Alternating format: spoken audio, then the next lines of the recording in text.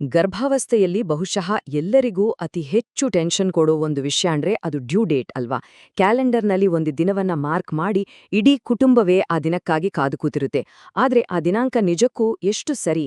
ಬನ್ನಿ, ಇದರ ಹಿಂದಿನ ಸತ್ಯ ಏನು ಅನ್ನೋದನ್ನ ಒಟ್ಟಿಗೆ ಅರ್ಥ ಮಾಡ್ಕೊಳ್ಳೋಣ. ಕೇವಲ 4%. ಹೌದು, ಈ ನಂಬರ್ನ ಸ್ವಲ್ಪ ನೆನಪಲ್ಲಿ ಇಟ್ಕೊಳ್ಳಿ. ಹೌದು, ನೀವು ಕೇಳಿದ್ದು ಸರಿ. ಹೇಳಿದ ಡ್ಯೂ ಡೇಟ್ ನಂದೇ, ಮಗು ಹುಟ್ಟುತ್ತೆ ಅನ್ನೋ ಸಾಧ್ಯತೆ ಕೇವಲ 4% ಮಾತ್ರ. ಅಂದ್ರೆ 100ಕ್ಕೆ 96 ಮಕ್ಕಳು ಆ ಡೇಟ್ಗಿಂತ ಮುಂಚೆ ಅಥವಾ ಆಮೇಲೆ ಹುಟ್ಟುತ್ತವೆ. ಇದು ಕೇಳಿದಾಗ ಡ್ಯೂ ಡೇಟ್ ಬಗ್ಗೆ ನಮ್ಗಿರೋ ನಂಬಿಕೆನೇ ಒಂಥರ ಅಲ್ಲಾಡ್ದಾಗುತ್ತೆ ಅಲ್ವಾ? ಹಾಗಾದ್ರೆ ಡ್ಯೂ ಡೇಟ್ ಅನ್ನೋದು ಒಂದು ಪಕ್ಕಾ ಡೇಟ್ಗಿಂತ ಹೆಚ್ಚಾಗಿ ಅದೊಂದು ಕಲ್ಪನೆನಾ? ಬನ್ನಿ, ಇದೇ ಪ್ರಶ್ನೆಗೆ ಉತ್ತರ ಹೊಡ್ಕೋಣ. ಮತ್ತೆ ಡ್ಯೂ ಡೇಟ್ನ ಒಂದು ಡೆಡ್ಲೈನ್ ತರ ನೋಡೋದನ್ನ ಬಿಟ್ಟು ಅದನ್ನ ಬೇರೆ ಯಾವ ರೀತಿ ನೋಡ್ಬೋದು ಅಂತಾನೋ ತಿಳಿಯೋಣ. ಸರಿ, ಹಾಗಾದ್ರೆ ನಾವು ಮಾಡ್ಬೇಕಾಗಿರೋ ಮೊದಲನೇ ಕೆಲ್ಸ ಏನು ಗೊತ್ತಾ? ನಮ್ಮ ಯೋಚನಾ ಲಹರಿಯನ್ನೇ ಬದಲಾಯಿಸೋದು. ಡ್ಯೂ ಡೇಟನ್ನ ಒಂದು ನಿರ್ದಿಷ್ಟ ದಿನ ಅಂತ ಅನ್ಕೊಳ್ಳೋ ಬದಲು ಮಗು ಹುಟ್ಟಲು ಒಂದು ಸುರಕ್ಷಿತ ವಿಂಡೋ ಅಥವಾ ಅವಧಿ ಇದೆ ಅಂತ ಭಾವಿಸೋಣ.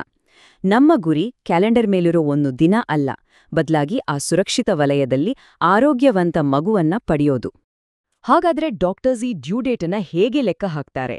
ಮೊದಲು ನಾವು ಹಳೆಯ ಸಾಂಪ್ರದಾಯಿಕ ವಿಧಾನವನ್ನ ನೋಡೋಣ.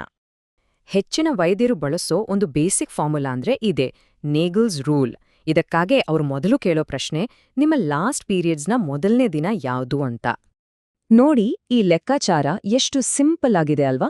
ನಿಮ್ಮ ಕೊನೆಯ ಮುಟ್ಟಿನ ಮೊದಲ ದಿನವನ್ನ ತಗೊಳ್ಳಿ, ಅದಕ್ಕೆ 7 ದಿನ ಸೇರಿಸಿ, ಬಂದ ದಿನಾಂಕದಿಂದ 3 ತಿಂಗಳು ಹಿಂದಕ್ಕೆ ಹೋಗಿ, ಬಂತು ನೋಡಿ ನಿಮ್ಮ ಅಂದಾಜು ಹೆರಿಗೆ ದಿನಾಂಕ. ಆದ್ರೆ ಇಲ್ಲೊಂದು ಸಣ್ಣ ಟ್ವಿಸ್ಟ್ ಇದೆ. ಈ ಫಾರ್ಮುಲಾ ಎಲ್ಲರಿಗೂ ಪರ್ಫೆಕ್ಟ್ ಆಗಿ 28 ದಿನದ ಸೈಕಲ್ ಇರುತ್ತೆ ಅಂತ ಅನ್ಕೊಳ್ಳುತ್ತೆ. ಆದ್ರೆ ರಿಯಾಲಿಟಿಯಲ್ಲಿ ಎಲ್ಲರ ಸೈಕಲ್ ಒಂದೇ ರೀತಿ ಇರಲ್ಲಲ್ವಾ? ಕೆಲವರಿಗೆ ಇದು ಹೆಚ್ಚು ಕಡಿಮೆ ಆಗತ್ತೆ. ಆಗ ಈ ಲೆಕ್ಕ ತಪ್ಪಾಗೋ ಸಾಧ್ಯತೆ ತುಂಬಾನೇ ಇರುತ್ತೆ. ಹೀಗೆ ಪೇಪರ್ ಮೇಲಿನ ಲೆಕ್ಕದಲ್ಲಿ ಹೆಚ್ಚು ಕಡಿಮೆ ಆಗೋ ಸಾಧ್ಯತೆ ಇರೋದ್ರಿಂದ ನಿಖರವಾದ ದಿನಾಂಕ ಕಂಡುಹಿಡಿಯೋದು ಹೇಗೆ? ಅದಕ್ಕಿರೋ ಉತ್ತರನೇ ಅಲ್ಟ್ರಾಸೌಂಡ್ ಸ್ಕ್ಯಾನ್. ಇವೆರಡರ ನಡುವಿನ ವ್ಯತ್ಯಾಸ ನೋಡಿದ್ರೇನೆ ಎಲ್ಲಾನೂ ಸ್ಪಷ್ಟವಾಗಿ ಗೊತ್ತಾಗುತ್ತೆ. ಪೀರಿಯಡ್ಸ್ ಡೇಟ್ ಅನ್ನೋದು ಕೇವಲ ಒಂದು ಅಂದಾಜು, ಆದ್ರೆ ಅಲ್ಟ್ರಾಸೌಂಡ್ ಸ್ಕ್ಯಾನ್ ಮಗುವಿನ ಬೆಳವಣಿಗೆಯನ್ನೇ ನೇರವಾಗಿ ಅಳೆಯೋದ್ರಿಂದ ಅದೇ ನಿಜವಾದ ಗೋಲ್ಡ್ ಸ್ಟ್ಯಾಂಡರ್ಡ್. ಈ ಮೊದಲನೇ ಸ್ಕ್ಯಾನ್ ಇದೆಯಲ್ಲ, ಅದೇ ಡೇಟಿಂಗ್ ಸ್ಕ್ಯಾನ್. ಇದು ತುಂಬಾನೇ ಮುಖ್ಯ. ಸಾಮಾನ್ಯವಾಗಿ 7ರಿಂದ 10 ವಾರಗಳ ನಡುವೆ ಮಾಡಲಾಗುತ್ತೆ. ಇದರಲ್ಲಿ ಮಗುವಿನ ತಲೆಯಿಂದ ಕೆಳಭಾಗದವರೆಗಿನ ಉದ್ದವನ್ನ ಅಂದ್ರೆ CRL ಅನ್ನ ಅಳದು ನಿಖರವಾದ ದಿನಾಂಕವನ್ನ ನಕ್ಕಿ ಮಾಡ್ತಾರೆ. ಒಂದು ಸರಿ ಈ ಡೇಟ್ ಫಿಕ್ಸ್ ಆದ್ಮೇಲೆ ಮುಂದಿನ ಸ್ಕ್ಯಾನ್ಗಳಲ್ಲಿ ಇದನ್ನ ಬದಲಾಯಿಸಲ್ಲ. ಈಗ ತುಂಬಾನೇ ಇಂಟ್ರೆಸ್ಟಿಂಗ್ ಆಗಿರೋ ಒಂದು ವಿಷಯಕ್ಕೆ ಬರೋಣ. ಅದೇ 7ರ ನಿಯಮ. ಅಂದ್ರೆ ನಿಮ್ಮ ಪೀರಿಯಡ್ಸ್ ಲೆಕ್ಕದ ಡೇಟ್ಗೂ ಸ್ಕ್ಯಾನ್ನಲ್ಲಿ ಬಂದ ಡೇಟ್ಗೂ 1 ವಾರಕ್ಕಿಂತ ಜಾಸ್ತಿ ವ್ಯತ್ಯಾಸ ಇದ್ರೆ ಡಾಕ್ಟರ್ಸ್ ಯಾವಾಗ್ಲೂ ಸ್ಕ್ಯಾನ್ ಡೇಟನ್ನೇ ಫೈನಲ್ ಮಾಡ್ತಾರೆ. ಯಾಕಂದ್ರೆ ಸ್ಕ್ಯಾನ್ ವಿಜ್ಞಾನ, ಕ್ಯಾಲೆಂಡರ್ ಕೇವಲ ಒಂದು ಅಂದಾಜು.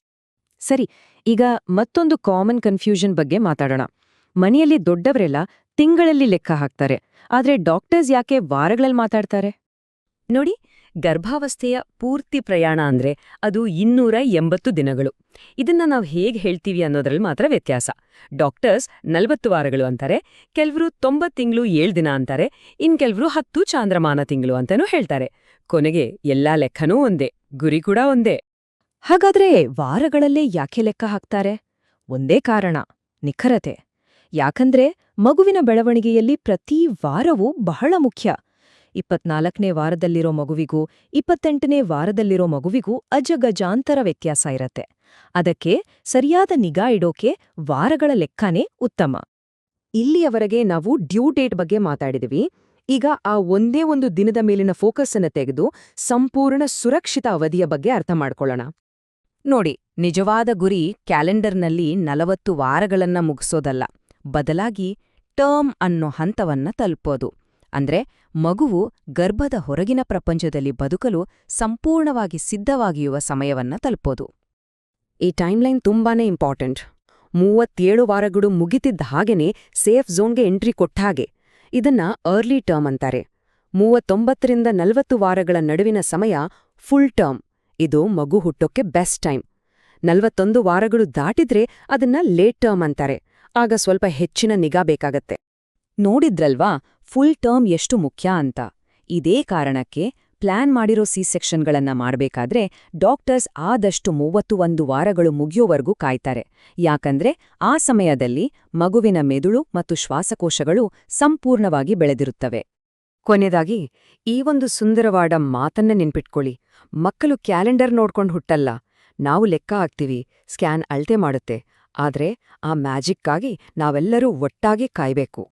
ಹಾಗಾಗಿ ಇನ್ಮುಂದೆ ಡ್ಯೂ ಡೇಟ್ ಯಾವುದು ಅಂತ ಕೇಳೋ ಬದಲು ಮಗುವಿನ ಆಗಮನದ ವಿಂಡೋ ಯಾವಾಗ ಶುರುವಾಗತ್ತೆ ಅಂತ ಕೇಳೋಕ್ ಶುರು ಮಾಡಿದ್ರೆ ಹೇಗೆ? ಈ ಒಂದು ಚಿಕ್ಕ ಬದಲಾವಣೆ ಆತಂಕವನ್ನ ಕಡಿಮೆ ಮಾಡಿ ವಾಸ್ತವಕ್ಕೆ ನಮ್ಮನ್ನ ಇನ್ನಷ್ಟು ಹತ್ತಿರ ತರುತ್ತೆ.